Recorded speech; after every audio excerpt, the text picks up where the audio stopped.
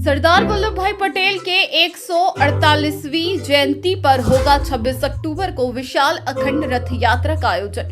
फतेहपुर जिले में सरदार वल्लभ भाई पटेल के 148वीं जयंती के अवसर पर 26 अक्टूबर को एक विशाल अखंड रथ यात्रा का आयोजन किया जाएगा, जिसमें भाजपा विधायक सहित तमाम नेता मौजूद रहेंगे। कार्यक्रम का आयोजन लौह पुरुष सरदार वल्लभ भाई पटेल फाउंडेशन के तत्वाधान में प्रदेश अध्यक्ष जनसेवक राजेश सिंह के नेतृत्व में होगा। फाउंडेशन के अध्यक्ष राजेश सिंह ने बताया कि भारत रत्न प्रथम उप प्रधानमंत्री सरदार वल्लभ भाई पटेल की 148वीं जयंती पटेल नगर चौराहा सरदार वल्लभ भाई पटेल की प्रतिमा स्थल से रथ यात्रा शुरू होगा।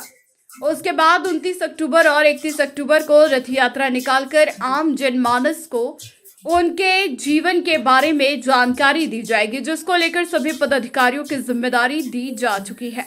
यह रथ यात्रा जिले के हर गांव में पहुंचे, इसकी रूपरेखा तय कर लिया गया है। आप हमें सब्सक्राइब जरूर करें। आप देख रहे हैं अजरा न्यूज। जरियाब खान की खबर, अजरा न्यूज फतेहपुर।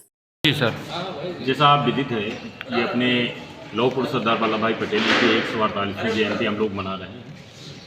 इसका जो उद्देश्य है अपना है, अखंड भारत के जिस तरह से लौह पुरुष ने एक 365 जो 565 राज्य थे उनको तोड़ करके एक अखंड भारत का निर्माण किया था, उस भाव को सद्भावना प्रकट करना, लोगों के बीच में आपसी भाईचारा जो कहीं न कहीं विभिन्न राजनीतिक स्वार्थों के कारण भिन्न भिन्न जगह हम लोग बदल गए थे, उसको एकात्म सूत्र में बांधने के लिए ये हम लोगों ने शुरू किया था।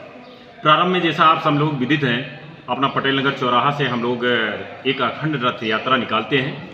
सर्वप्रथम हमारा जैसे 26 तारीख को अपना प्रारंभ हो रहा है। पटेल नगर चौराहा नवन बाग से सीधा मलवा होते हुए आउंग से सीधा सकूराबाद और जहानाबाद, अमौली, खजुआ, बेनकी, जोनिया और सहेली होते हुए पुनः हुई अपने पटेल नगर चौराहा में समाप्त होती है। दूसरी रथ यात्रा 29 तारीख को प्रारंभ होगी, जिसे आपको विदित होना चाहिए कि ये हम पूर्वी फतेहपुर के लिए है।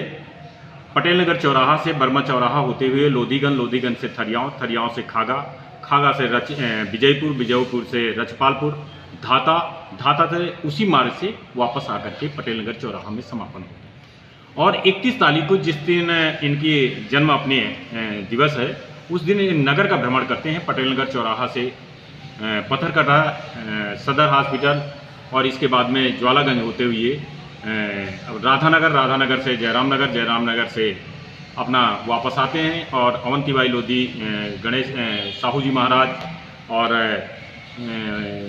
अवंतीबाई लोधी और इसके बाद में गणेश शंकर विद्यार्थी इस यात्रा को लेकर के चलेंगे, किस तरीके से यात्रा में संदेश देंगे, क्या क्या यात्रा के उद्देश्य हैं? इस यात्रा में जैसे आप लोग हम बार बार कह रहे हैं कि सद्भावना का उद्देश्य, एक तो हम तिरंगा झंडा लेके चलते हैं, किसी राजनीतिक नहीं, यह हमारा अपना कोई के स्वयं का झंडा नहीं, क्योंकि राष्ट्र मूल में, इसलिए राष्ट्रीय ध्वज के साथ और साथ में हम लोग जो इनकी अपने जीवन परिचय है उसको बोलते हुए और राष्ट्रीय ध्वनि के साथ जितने भी हमारे गीत होंगे राष्ट्रीय एकात्म के होंगे। हमारा मूल मतलब विभिन्न धर्मों और राजनीतिक पार्टियों से कोई लेना देना नहीं है। हमारी पार्टी में जैसा हमारे संगठन में भिन्न पार्टियों के भिन्न विचारधाराओं के सारे लोग इसमें हैं।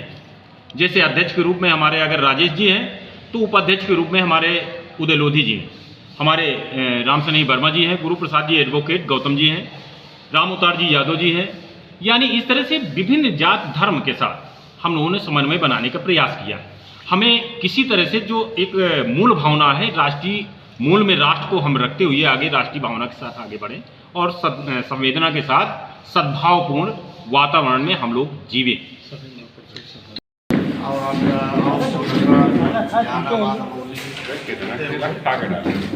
अमौली से खजुआ है, थोड़ा सामने भी, और खजुआ में के बाद हम लोग बिंदकी आए, बिंदकी के बाद हम लोग जोनिया आए, जोनिया से रास्तों में जो महापुरुष मिलते हैं वहाँ पे हम लोग माल्यार्पण करते हुए जाते हैं, उनको श्रद्धांजलि करते हुए जाते हैं।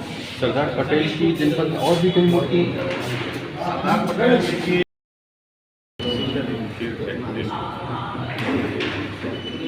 इसी तरह हम लोग 29 अक्टूबर को सारी रथ यात्राएं पटेल नगर से ही प्रारंभ होगी। 29 अक्टूबर को 9 बजे से बरमती राह से चलेंगे, बरमती राह पटेल नगर चलेंगे, बरमती राह, लोधीगंज, खरियाव, थागा से विजयपुर, पचपाल को होते हुए धाता से फिर वापस यही समापन। 26 का ये रूट रहेगा, 29 को वो इधर। हाँ, और 31 को नगर में रहेगा। उस दिन भी भ्रमण है।